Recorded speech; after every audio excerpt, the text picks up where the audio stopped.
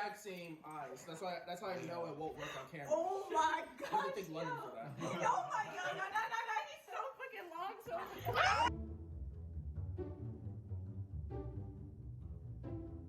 Again, do it again. Oh no, let me put the.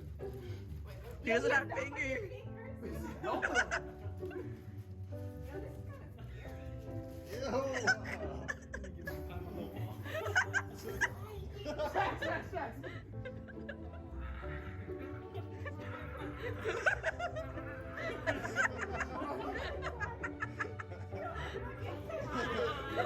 Oh my god.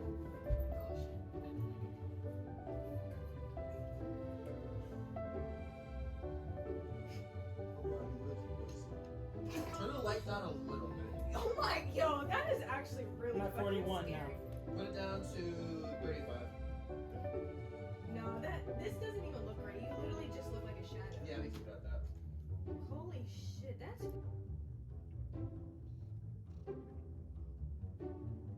Slowly moving towards you. Why are you smiling? We're gonna walk through the first shot. We have a stand in the dog back, on I'll set. tell you what the-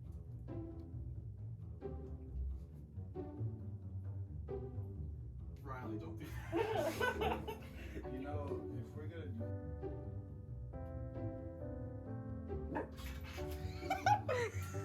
Seeing if Like, the light is just trying to make sure, or if I guys. need more lighter. Do you want me to take off my jewelry, rings, bracelets, like? Okay. That's what she said.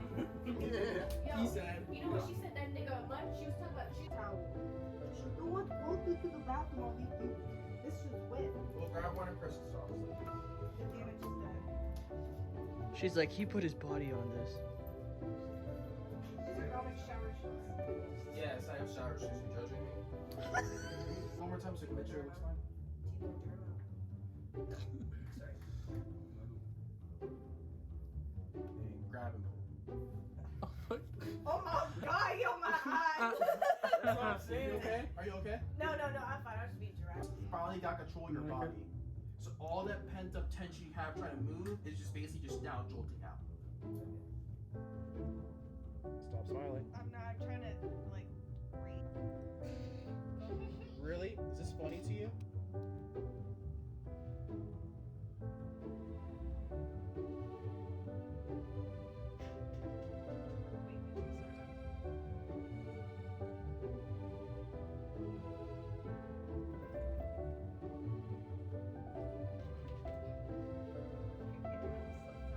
Go ahead. Action. Just stop laughing. This is, you see, show Do you him, see the back box? or This show, front part. show him your hand how you want him to move. So look No, at his so hand. so you see like this is where the lens is, right? Yeah. So you're going to slowly move your head up. It's going to slowly move into frame. Actually, let me change the guidelines real quick. Type shit. Oh. 1,272 days. That's how long it's been since I released a short film. Last time I was a senior in high school. In my film class, I made this short film Checkmate during the spring of 2019. It would later play at the All-American High School Film Festival that year in New York City. I wasn't exactly happy with how it turned out, so I decided to spend a lot more time getting better at writing and learning more about directing until I decided I was ready to make a new short film. Now, during this time, I did attempt to shoot 2 other shorts, but those didn't really work out. Back in my freshman year of high school, I ended up having my first sleep paralysis episode. For those who don't know, it's kind of like the opposite of sleepwalking. Basically, when you sleepwalk, your body's awake, but your mind's asleep. During sleep paralysis, your mind's awake, but your body's asleep. So since you're stuck between REM and non-REM, your body still is frozen because, it's trying to protect yourself while you sleep. But since your mind is kind of in that stage of in between, you can hallucinate. It usually happens to people either when they're falling asleep or when they're starting to wake up. Now, the only difference in the short film, so the short film is based on my first episode of sleep paralysis I ever had. The only difference was, one, I didn't open my eyes because I was way too scared to do so. So I didn't see anything that happened. I only felt, something climb on top of me and press their fingers on my side and everything. And along with hearing all these different sounds like shakings and trains and whatnot, I also heard this weird like chant and something telling me all these weird things. This very high pitched voice, which I decided not to include in the short film. Now, for those who've been through it, you know the first time is terrifying. Like, it really feels like you're in a horror movie. It's something I really would never wish on anybody to happen. But after a while, you kind of get used to it and you learn tricks and whatnot to break out of it. About like a month or two ago, when I decided I want to do one short film a month for the next year, I knew that Rode, the audio company, was having their upcoming short film competition, Road Reel. They always hold it every like September, October-ish.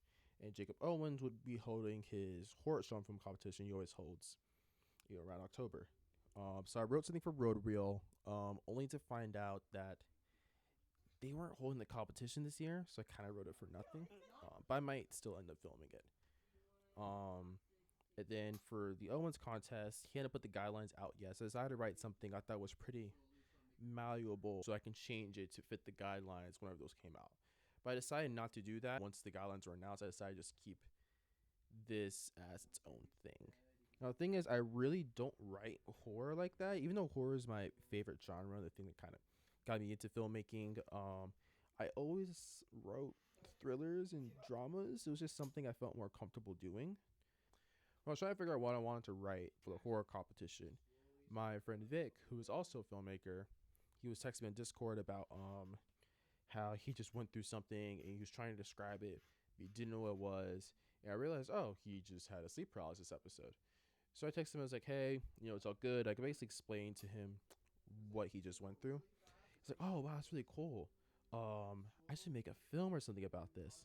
And I got pretty territorial, more for the fact that I've been trying to write something based off of sleep paralysis for like years, but I just never could think of anything, especially because I was always going the feature route and never the short route. So in that moment, my brain immediately thought of exactly how I was going to make it. And I wrote this short within the next 30 minutes. Sorry, Vic. I'm sure you'll probably tackle the same subject in the near future and probably do way better anyways. And I was happy, you know, when I finished writing it. I was like, holy shit. Like, I just wrote, you know, pretty basic horror short film about something I experienced and all. And I felt happy, especially because I wrote it so quickly. Which is funny because by the time I finished editing and put it online, I ended up not liking the short at all. Now, when I say I don't like the short, that has nothing to do with my amazing cast and crew. Making this with them was a blast, especially because I was working with family on this project. You know, we're all horror fans. We've known each other forever, so we all had these shorthands and everything. It was easy to bring up references, say when I wanted something, because I knew exactly what I was talking about. If somebody didn't know the reference, someone else could help me explain. I mean, it was a really great experience. Everybody was comfortable around each other, and it made the shooting go a lot more smoothly. I think my biggest problems, though, with the short is, one, the fact that, like, I only got one or two shots from my initial vision in the short. And that's just one lesson to be learned, that I really need to get more flexible when it comes to what we shoot. Because when I wrote this short, I didn't know exactly what room you're using. If it would be my room or one of my sister's rooms or my brother's room or whatnot. So when I did my storyboards, I kind of just visualized my ideal room of what I wanted to be. And, you know, sometimes when I do my storyboards, I trouble visualizing, you know, something within my means. Like, you know, I'll sometimes think of something like, oh, it's going to require a jib or a crane or whatever. That's something obviously I can't do. Like for this one, being that it was horror, you know, some of my biggest influences is like James Wan and Ari Aster. I like that dollhouse style thing they kind of do in their movies, like what Ari Aster did in Hereditary. James Wan recently did some parts about it with Malignant, some of it in Conjuring 2. Where basically you have like all these really wide shots and you're able to kind of go through walls and whatnot. And obviously that's something I just can't do. So I had to do my best to work around it. You know, once we decided to use my room, I spent like some nights just setting up my camera in my room, trying to, you know, figure out what shots I wanted to do when we finally got to it. You know, that would still, you know, create tension and everything. Like I really wanted to use like only close-ups when needed and whatnot. But after a while of trying to figure out shots, especially some that I just wasn't happy with, I ended up just going my old reliable, which is always just handheld camera work. One, because I have a huge obsession with handheld. It's just something I'm very comfortable doing, so I just ended up using that for a lot of the different shots. One of the ideas I also had that I obviously couldn't do, I just not skilled enough yet to do it, is I wanted a demon to kind of like form from the shadow on the ground on its first appearance. And also in that final shot, when the demon's hand wraps around her face, I wanted like the hand to come out of the shadow on the wall. But I'm not all that skilled with VFX. I've been trying to learn Blender recently, but I'm just not there yet. So I had to find ways to work around that. You know, I talked to my cast crew. We kind of just like thought of it together. You know, him coming out of the shadows instead. You know, just the hand kind of coming out of nowhere and grabbing her face and everything, which is why I was really happy working with them. Because since they kind of just knew the genre and everything, you know, I could always ask for second opinions and everything to come up with the best solution possible. For the lighting, I decided to use my Aputure MCs. They're these really small RGB lights, and they're great. They get incredibly bright, they're magnetic, they have all these different cool effects on them. And since they're so small, you can easily just tape them up anywhere. Like one light was taped over the window to mimic moonlight, and then when the lamp was on, we had one taped to the wall next to the lamp to help just like make the light even stronger. And I wanted to make sure with the lighting, I wanted to make it just in camera as close to the final as possible. Like make it as dark as it can be without being too dark, but also just not being too light so that you can barely see, just like the character would. But I did create some problems with post, especially just with like YouTube and Vimeo's compression and everything, you know, especially because YouTube crushes blacks a lot. Filming that way didn't give me much flexibility when it came to adjusting the black levels and such. And I think I probably should have filmed a lot more brightly just so I could just adjust those levels in post instead and break it down. But it's another lesson learned. For those that don't know, when you're in post and you're trying to, you know, color grade and set your sound mix, even if you have like a color accurate monitor and some really good headphones, you can't just grade in there and do your sound mix in there and just leave it be and think it's good. You have to watch the film on all these different devices, whether it's your phone, different TVs at different sizes and quality levels. Also checking, like, say we put on YouTube or Vimeo, like checking like, does this work in 4K, does this work in 1440p, 1080p or whatnot. You also need to make sure, you know, like not everybody's gonna be watching in your ideal situation. Like in a regular theater, you know, different light bulbs or whatnot, some of them have the brightness set correctly, some of them have it lowered to save, you know, the light bulb's life. And just with us and our phones and everything, some people are gonna be watching, say, with AirPods on or just with their phone speakers. Some people are gonna be using sound bars for the TV, and some people are just gonna be in a light room, maybe a dark room, somewhere in the middle. So you kind of have to watch in all these different situations just to make sure it's as even and clean as possible all around when it comes to both the color grade and the sound mix, so that everyone gets the best experience possible. And that's definitely something that takes a lot of time, because after you do each of your cuts, exporting everything, you just gotta watch it over and over and over again, no matter how sick of it you get, to make sure both the sound mix and the color grading is as good as it can be for everybody. Now, one thing you might notice in these behind the scenes videos is that there's some shots that didn't make it into the final short. Part of it is just because some of the shots just didn't end up needing to be in it, and others were from my own faults not paying attention to on set, whether it's reflections showing up in the mirrors or the TVs, or my shadow showing up because of the lights and everything, and I just couldn't see on the monitor. But once I started color grading, I was, oh, shadow's right there. And it sucks because I really wanted there to be a prologue, so we're kind of just not jumping right into it. But again, that's lessons learned just for everything. I mean, that's just a whole big part of this, is learning and growing from this, and just learning to, you know, because even in a regular film situation, not everything's going to go as planned. And you might have to lose scenes or shots because something happened, and you just have to, you know, learn to be flexible and make things work without it. As for most of the shot composition, I didn't really try to get flashy or try to draw attention to myself with the camera. There's not that many like long tracking shots or crazy camera moves. I think the flashiest thing I do, which really isn't flashy, is just when the aspect ratio changes to 1.85 to 4.3 near the end, and also just having the 180-degree rule being broken for the final shot.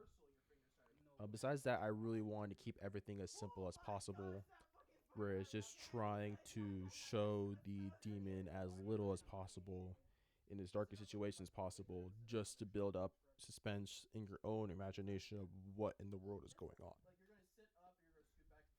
As for the sound, most of it was done in post. Basically all of it was done in post. Had my sister Jasmine watch it herself in the last shot and recreate the noise that she was making when she woke up. A lot of the sounds I recreated myself, where it was just flicking light switches, stomping on the floor, or just walking on my bed to get creaking noises. And everything I couldn't make in my room, like, you know, bones cracking and whatnot, I decided to go on Artlist, which is where I also got the music for the score. But these were still manipulated in post, especially the bone cracking. It took me a long time to find exactly what I wanted. And even to this day, I could probably still be in the sound mix trying to make it better. But yeah, this was Parasomnia, which I got the name last second. I kid you not. This went through a lot of different names, and all. But even though I'm not the biggest fan of the short in its final form, I'm really happy it's out. I'm glad the response is way better than I expected, and I really hope you all enjoyed it. So yeah, it's gonna be one short film a month for probably for the next year. All these will come with behind the scenes videos. It will not, but most of them going forward are also gonna have teaser trailers. That way, you know what's coming up, and I can't wait for y'all to see what's coming up next. We got some really great shorts that I can't wait for everybody to see, and hopefully they all improve with each and every one. Thank you again for watching and giving your time and sharing the project. It's really appreciated, and I hope you all have a great day.